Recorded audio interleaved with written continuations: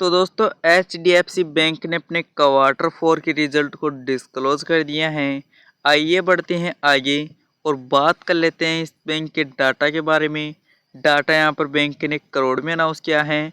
और आगे बढ़ने से पहले मैं आपको बता दूं, बैंक ने यहाँ पर डिविडेंड का भी अनाउंस किया है, हर शेयर पर 22 रुपये प्रति शेयर के हिसाब से। अब देख लेते हैं इसके डाटा को। अगर इसके टोटल इनकम की बात करें तो इसने पिछले क्वार्टर में 87,460 करोड़ का टोटल इनकम की थी।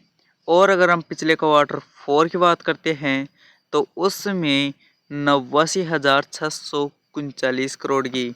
और जब अब की बात करते हैं तो 89,487 करोड़ के में टोटल इनकम देखने को मिली है। अगर हम इसे साल दर साल के तौर पर देखें तो इसमें गिरावट ये देखने को मिली है हल्की सी। और अगर वहीं क्वार्टर क्वार्टर के बेस पर देखें तो इसमें हल्की सी तेज़ी भी देखने को मिली है। ये ऑलमोस्ट हमें फ्लैट ही नज़र आ रहा है साल दर साल और क्वार्टर क्वार्टर दोनों बेसिस पर। अब बढ़ते हैं आगे और बात कर लेते हैं इसके इंटरेस्ट इनकम के बारे में। तो पिछले क्वार्टर में 76,006 करोड़ की इंटरेस्ट इनकम की थी। और अगर हम पिछले क्वार्टर 4 की बात करें तो उसमें 71,472 करोड़ की। और जब अब की बात करते हैं तो इसमें तेज़ी आकर 77,460 करोड़ के में देखने को मिली है। अगर हम इसे साल दर साल के तौर पर देखें तो इसमें अच्छी खासी तेज़ी देखने को मिली है। और अगर क्वार्टर क्वार्टर के बेस पर देखें तो भी इसमें अच्छी खासी तेज़ी देखने को मिली है। अब बढ़ते हैं आगे और बात कर लेते हैं NII के बारे में, यानी नेट इंटरेस्ट इनकम के बारे में। तो इसका पिछले साल 29,080 करोड़ हमें देखने को मिले थे। और जब अब की बात करते हैं तो वह 32,066 करोड़ हमें देखने को मिले हैं। और अगर मार्केट के अनुमान से देखें तो वो मार्केट का अनुमान था 31,200। तो ये मार्केट के अनुमान से तो बेहतर ही हमें देखने को मिले हैं। अब देख लेते हैं कंपनी के खर्चे को। तो इसने पिछले क्वार्टर में 62,460 करोड़ के खर्चे किए थे। और अगर हम पिछले क्वार्टर 4 की बात करें तो उसमें 60,364 करोड़ के। और जब अब की बात करते हैं तो 62,951 करोड़ के हमें खर्चे देखने को मिले हैं। अगर हम इसे साल दर साल के तौर पर देखें तो इनमें अच्छी खासी तेज़ी देखने को मिली है। और अगर क्वार्टर क्वार्टर बेस पर देखें तो भी इनमें हल्की सी तेज़ी देखने को मिली है। फिर भी ऑलमोस्ट फ्लैट नज़र आ रहे हैं कंपनी के कंट्रोल में। अब बढ़ते हैं आगे और बात कर लेते हैं इस कंपनी के प्रोविज़न के बारे में।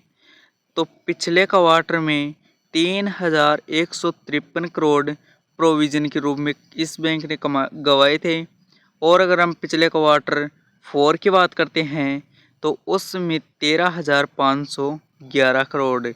और जब अब की बात करते हैं तो 3,193 करोड़ प्रोविज़न के रूप में गंवाए हैं। अगर हम इसे साल दर साल के तौर पर देखें तो इनमें अच्छी खासी गिरावट हैं। और अगर वहीं क्वार्टर क्वार्टर के बेस पर देखें तो इसमें हल्की सी तेज़ी भी देखने को मिली है। फिर भी यह अच्छी संख्या में देखने को मिली है पिछले साल के मुकाबले। तो अब बढ़ते हैं आगे और बात कर लेते हैं कंपनी के प्रॉफिट के बारे में।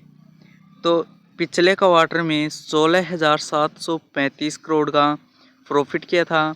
और अगर हम पिछले क्वार्टर 4 की बात करते हैं तो उसमें 16,511 करोड़। और जब अब की बात करते हैं तो वह हमें 17,616 करोड़ में देखने को मिले हैं।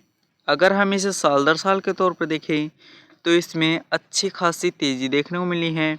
और अगर क्वार्टर क्वार्टर के बेस पर देखें तो भी इसमें अच्छी खासी तेज़ी देखने को मिली है। यह कह सकते हैं कि इस बार इस कंपनी के क्वार्टर में पिछले क्वार्टर और पिछले साल के मुकाबले अच्छी खासी प्रॉफिट हुआ है। वैसे अगर कम इस बैंक का डाटा देखें तो वह शानदार निकल के सामने आया है। इंटरेस्ट इनकम भी साल दर साल और क्वार्टर क्वार्टर दोनों ही बेसिस पर बढ़ता हुआ नज़र आया है। और अगर टोटल इनकम को देखें तो पिछले साल के मुकाबले और पिछले क्वार्टर के मुकाबले अच्छी देखने को मिली हैं। और अगर खर्चे देखें तो खर्चे ऑलमोस्ट कंपनी के कंट्रोल में भी नज़र आ रहे हैं। वैसे अगर आपको वीडियो पसंद आई हो तो लाइक करें, साथ ही में चैनल को सब्सक्राइब करें। धन्यवाद।